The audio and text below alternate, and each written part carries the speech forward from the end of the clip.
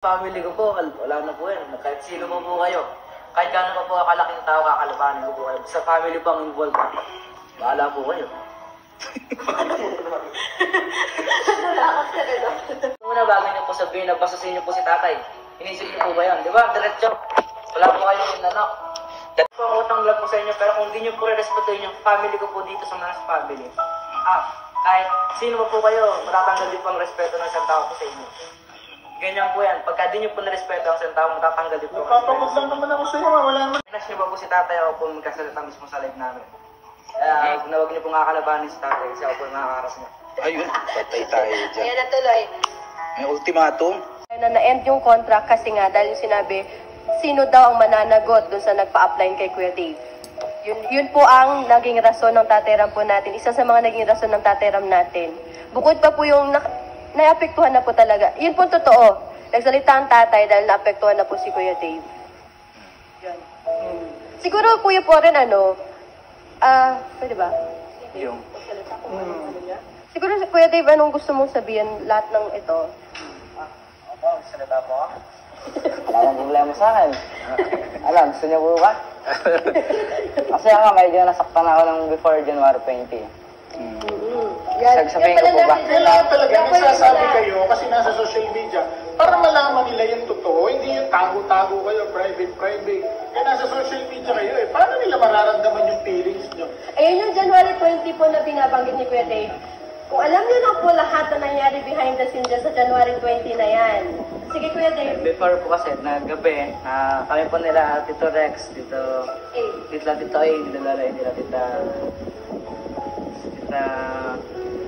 Tita Reyna. Pumunta po kami ng Aspen. Naghanap po kami ng venue para po sa January 20. Wala po kami nakuha kasi meron po naka-schedule na kasal. Tapos lumipat po kami dun sa the backyard. Tapos nandun na po sila Tito Rex, parang nagkatalo po sila ng owner. Parang gusto ni Tito Rex yung masunod kasi ayaw po ng owner.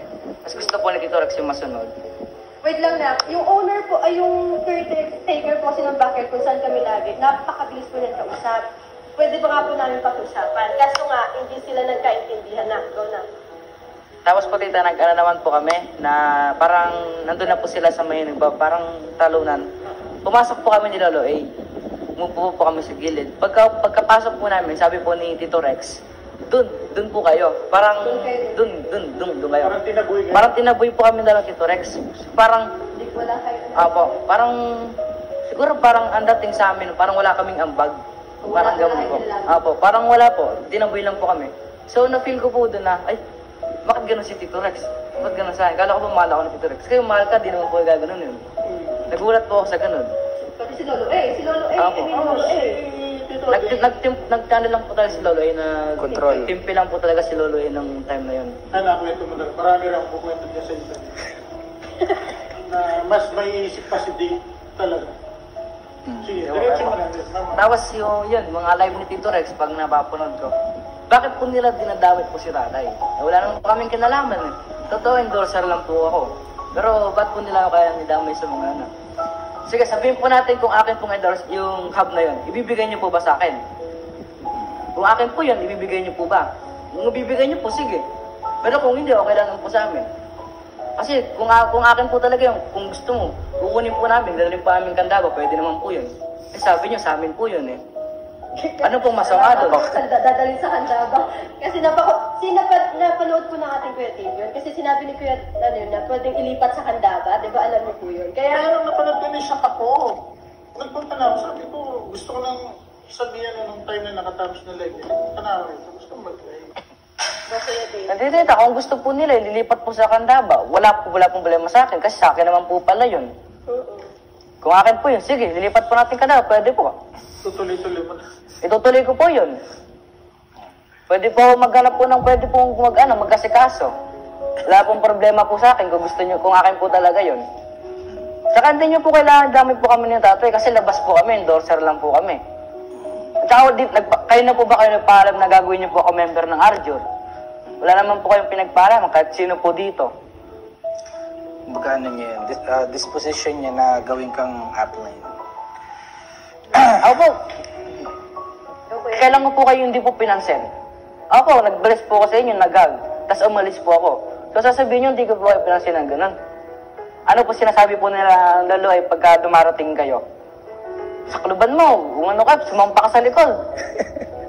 Ganun po yung sinasabi. Sasalubuhin ko daw po kayo. Ano po bang ano doon? Wala naman po kaming kinalaman sa'yo. Kasi kung sisiraan niyo po kami, kami po, kung siraan niyo, di po kami kasalita, okay lang po sa amin kasi okay naman po kasi kay tatay. Pero kung below the belt na po yung sinasabi niyo, ay ibang usapan na po yan. Lalaban kung lalaban. Okay. Hindi, yun lang sa ano. Mas miniisip pa talaga si Dave eh. Doon lang po sa event, alam niyo ba yung event? Na tuwa ako dito nung gagawin. Kaso nga lang, ang gusto niya, walang papasok. Di ba gusto niya mag-avail lahat? Tapos pinuntahan ako ni Dave. Sabi niya, Tito, huwag kang papayag na huwag papasukin. Sinabi ko tanong harapan ko kay Rex, sabi ko, mas may isip pa ako sa iyo yung bata. Yung bata ka ako, na sinabihan niya ako na huwag daw akong papayag na hindi papasukin yung mga tao. Kunwari, nandito na, nung event na yun, nakawala yung pangalan doon sa list na hindi papasukin. Si Dave, sinabi niya, Tito, huwag kang papayag pag nandito na. Sino naman may isip? Mas may isip pa yung bata kesa kanya. Di po ba? Si Dave, binisip niya yon na paano pag nandito na, hindi papapasukin. Sino po ba mapapaya nun? Nandito na, di po ba kami mga manalastas yung mapapaya? So, nakakaya, Kuya Poren, kasi ang dami pong gustong pumasok po nun. Ang tuwan-tuwa nga po si Kuya David na dito gawin kasi nga ang daming pupunta, yung mga tita-tito po natin, ang lalayo po ng pinanggalingan. Yung isa sa pwede nating magawa sa kanila is just to receive them warmly. Tapos sasabihin niya bawal pumasok pag wala sa listahan. Kaya nga si Kuya Dave nagsalita po ng ganun. Madami pong nangyari doon sa January 20. Yun nga lang dapat yan, pinapublic talaga eh. Puro kayo private kasi. Kaya hindi nalalaman ng mga viewers. May mga nababasa akong comment, Kuya Poren, dito na bakit dapat to ito privately pinag-usapan. Sa kaalaman po ng lahat, ang dami na pong private na usapan. Sumagot lang po kami just to end everything. Paano nga kung ipa-private to, paano nga yung mapapaliwanag yung sa amin? Siya na lang nga yung public ng public, private nga ng private dito eh. Nanonood ka ba? Hindi ka naman yata nanonood kanina pa eh. Puro nga kami public eh. Private. Puro nga kami private dito eh. Siya nga lang yung public ng public. Paano kami sasagot? Paano yung malalaman ng mga viewers? Nagmamarunong ka na naman eh. Kuya Dave, habang pakalmay mo natin. Hindi naman kasi, ngayon lang nanood, hindi naman naiintindihan eh. Kasi po na kami rito, kailangan na namin ipaliwanag yung side namin. Yung isa parang kinakawawa na namin. Kung magsalita siya, iiyak-iyak. Na parang akala mo, ginagawang utos-utos na lang dito.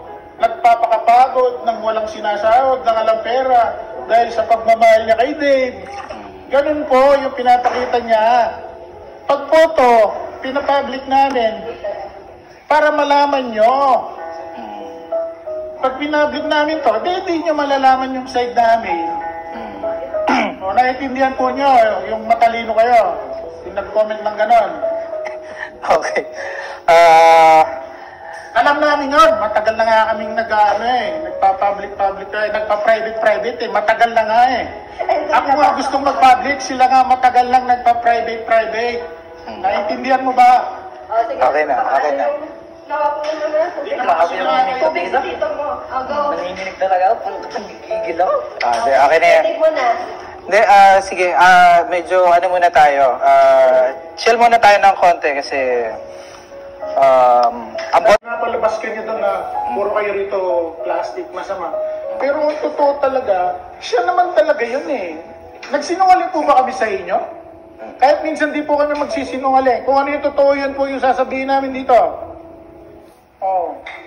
So yun. Pag siya din parang kinakawawa, iyak-iyak sa amin yung pagmamahal, nagmahal lang daw siya. Nasaan yung pagmamahal mo? Kung pagmamahal mo kay Dave doon, dapat yung nag-event kang yun, lahat yung free. Kahit sino pwede pumasok, kahit hindi mag-avail. Kung mahal mo si Dave. Alam niyo ba, ang daming sponsor na ilang group yung gustong umalis doon na hindi sumunod doon sa gusto niya patakaran. Lahat dumaan sa kanya. Oh, nag-video call lang si Dave. Pinag-video call lang si Dave na para hindi mag-back out yung ilang group na yon. Nung gustong umalis doon sa event na yon dahil sa pagiging bossy niya. Oh. Lahat gagawin niya, mauuna bago niya sabihin.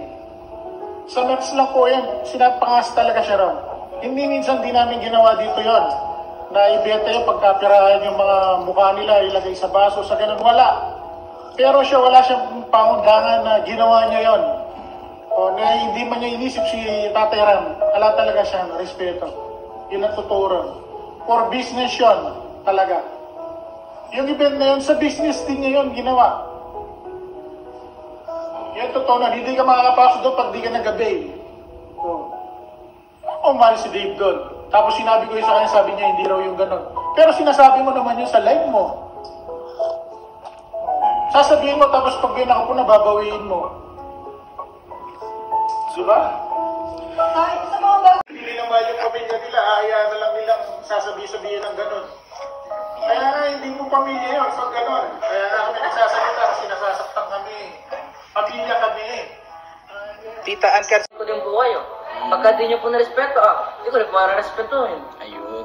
Kasi kung gano'n nga po sabi, kung ano pong ginawa niya sa kapwa nyo, babalik din po sa inyo yun. Kaya tatay ko po yan. Bahala po kayo, sisi po kayo sa dulo. Nawala ata yung tinuturo kong wag gumanti ah. Kasi yan mga guys, sa mga basher po, di nyo naman po kailangan na pag-compare nyo po kami ni Luis sa kapwa ko. Kasi di nyo naman po nakikita kung ano po yung nandito po sa loob ng bahay sa camera po. Kasi di nyo naman po alam kung ano pong ginagawa namin sa labas, sa likod po ng camera at sa harap ng camera.